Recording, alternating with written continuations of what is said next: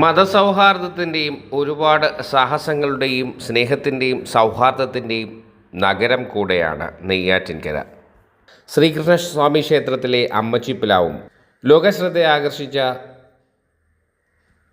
ശിവലിംഗവും, Neyyattinkara മസ്ജിദും Neyyattinkara cathedral ചർച്ചുമൊക്കെ സൗഹാർദ്ദത്തിൻ്റെ വിളംബരങ്ങളാണ്. എല്ലാ മതവിഭാഗങ്ങളും സൗഹാർദ്ദത്തോടെ ജീവിക്കുന്ന നെയ്യാറ്റിൻകരയ്ക്ക് ഒരു ജില്ലയുടെ പദവി ഏറെ ആശ്വാസവും ആനന്ദകരവുമായിരിക്കും. താലൂക്ക് ആശുപത്രി, ഫയർ സ്റ്റേഷൻ, പോലീസ് സ്റ്റേഷൻ, വിദ്യാഭ്യാസ സ്ഥാപനങ്ങൾ തുടങ്ങി മുനിസിപ്പാലിറ്റിയുടെ എല്ലാ ലക്ഷണവും ഒപ്പം കൃഷിയും മറ്റു കാര്യങ്ങളുമൊക്കെ സമ്പന്നമായിരിക്കുന്ന നെയ്യാറ്റിൻകരയ്ക്ക് ഒരു ജില്ല എന്ന പേര് ഏറെ ഉപകാരപ്പെടും. ഒപ്പം അതൊരു പൊൻതൂവൽ കൂടെയാണ്. ഒരുപാട് ഉണ്ട് നെയ്യാറ്റിൻകരയെക്കുറിച്ച് പറയുവാൻ. നെയ്യാറ്റിൻകര ജില്ലയാകുമ്പോൾ ആ വിശേഷങ്ങൾ ഏവരെയും അറിയിക്കുന്നതാണ്. ധീര രക്തസാക്ഷി സ്വദേശാഭിമാനി രാമകൃഷ്ണ പിള്ളയുടെ നാട് ഇനി ഒരു ജില്ലയായി തീരട്ടെ എന്നും ആശംസിക്കുന്നു.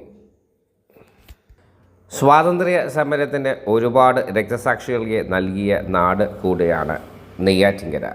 ആ നെയ്യാറ്റിൻകര ജില്ലയായിത്തീരുന്നതും ഒരു സന്തോഷ വാർത്തയാണ്. നെയ്യാറ്റിൻകര ജില്ലയുമായി ബന്ധപ്പെട്ട വാർത്തകളിലും വിശേഷങ്ങളിലേക്കും.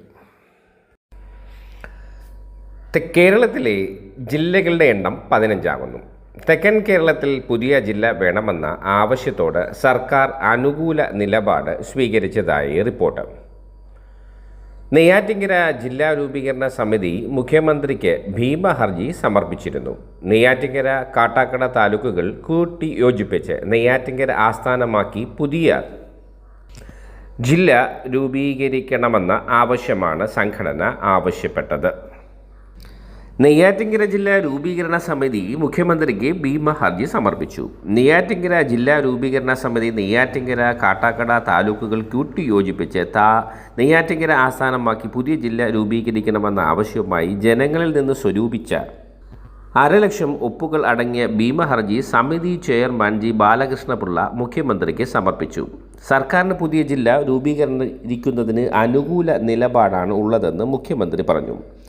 1984 കാസർഗോഡ് ജില്ല രൂപീകരിച്ചതിനു ശേഷം പുതിയ ജില്ലകൾ രൂപീകരിക്കാത്തത് കൊണ്ട് കേന്ദ്ര വിഹിതത്തിലും ഏകീകൃത വികസനത്തിനും സംസ്ഥാനത്തിനുണ്ടായ കനത്ത നഷ്ടം മുഖ്യമന്ത്രിയുടെ ശ്രദ്ധയിൽപ്പെടുത്തി. തമിഴ്നാടും കർണാടകയും ആന്ധ്രാപ്രദേശും തെലങ്കാനയും ഈ കാലഘട്ടത്തിൽ ജില്ലകളുടെ എണ്ണം വർദ്ധിപ്പിച്ച് വലിയ നേട്ടമാണ് ഉണ്ടാക്കിയത്. ദാരിദ്ര്യ നിർമ്മാർജ്ജനത്തിനും വികസനത്തിനും ചെറിയ പ്രദേശങ്ങൾ ഉൾപ്പെടുത്തി ജില്ല രൂപീകരിക്കുന്നത് ദേശീയ തലത്തിൽ ഫലപ്രാപ്തി കണ്ട വസ്തുതയാണ്. സംസ്ഥാനത്ത് വയനാടിനെ പിന്തള്ളി ഏറ്റവും കുറഞ്ഞ പ്രതിശീർഷ വരുമാനമുള്ള ജനങ്ങൾ അധിവസിക്കുന്ന ഈ പ്രദേശത്ത് മാറ്റമുണ്ടാക്കുവാൻ ജില്ലാ രൂപീകരണം കൊണ്ടേ സാധ്യമാവുകയുള്ളൂ. മുഖ്യമന്ത്രിയെ നേരിൽ കാണുന്നതിന് നെയ്യാറ്റിൻകര ലത്തീൻ രൂപത monsignor father G Kristudas, Aruvippuram മഠാധിപതി സാന്ദ്രാനന്ദ സ്വാമികൾ, കെ ആൻസലൻ MLA, CSI സഭ മുൻ secretary D Lawrence, Karode S Ayyappan Nair, Kairali G Sasidharan, advocate Muhinuddin, Karode Padmakumar, Karode Sudhakaran Nair, R Jayakumar, K Sasidharan Nair എന്നിവർ സന്നിഹിതരായിരുന്നു. പുതിയ ജില്ല രൂപീകരിക്കുന്നതിന് സർക്കാർ അനുകൂലമായി പ്രതികരിച്ചുവെന്നാണ് സംഘടന അവകാശപ്പെടുന്നത്.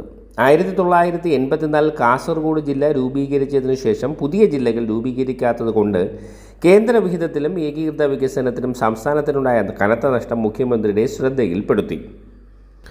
തമിഴ്നാടും കർണാടകയും ആന്ധ്രാപ്രദേശും തെലങ്കാനയും ഈ കാലഘട്ടത്തിൽ ജില്ലകളുടെ എണ്ണം വർദ്ധിപ്പിച്ച് വലിയ നേട്ടമാണ് ഉണ്ടാക്കിയത്.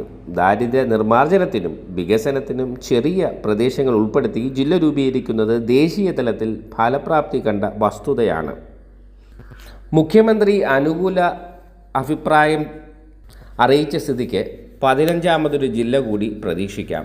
എന്തായാലും കേരളത്തിൻ്റെ വികസനത്തിൻ്റെ ഒരു നാഴികക്കല്ലാകട്ടെ നെയ്യാറ്റിൻകര ജില്ലാ രൂപീകരണവും വിഴിഞ്ഞം തുറമുഖത്തിൻ്റെ ഉദ്ഘാടനവും പ്രവർത്തനവും ജില്ലയെ ഏറെ അഭിവൃദ്ധിയിലെത്തിക്കുമെന്നതിലും യാതൊരു സംശയവുമില്ല. എല്ലാ ആശംസകളും ഇഫക്റ്റ് ന്യൂസ് നേരുന്നു. തിളങ്ങട്ടെ നെയ്യാറ്റിൻകരയും കേരളവും. ജില്ലയായി രൂപീകരിച്ചാൽ നെയ്യാറ്റിൻകരയെ ജില്ലയായി രൂപീകരിച്ചാൽ അത് LDF സർക്കാരിന് ഒരു പൊൻതൂവൽ ആകും എന്നതിൽ സംശയവുമില്ല. അതിനാൽ LDF സർക്കാർ, മുഖ്യമന്ത്രി പിണറായി നയിക്കുന്ന LDF സർക്കാർ തീർച്ചയായും നെയ്യാറ്റിൻകരയെ ജില്ലയായി പ്രഖ്യാപിക്കുമെന്നതിൽ നിസ്സംശയം സംശയലേശമന്യേ പ്രതീക്ഷിക്കാവുന്നതാണ്. എന്തായാലും നെയ്യാറ്റിൻകര ജില്ലയ്ക്ക് എല്ലാവിധ ഭാവുകങ്ങളും, നെയ്യാറ്റിൻകരക്കാർക്കും ലോക മലയാളികൾക്കും എല്ലാ ഭാവുകങ്ങളും നന്മകളും നേരുന്നു. വാർത്തകളും വിശേഷങ്ങളും ഇവിടെ അവസാനിക്കുന്നില്ല. കൂടുതൽ വാർത്തകളും വിശേഷങ്ങളുമായി വീണ്ടും കണ്ടുമുട്ടുന്നതുവരെ ഏവർക്കും നന്ദി, നമസ്കാരം.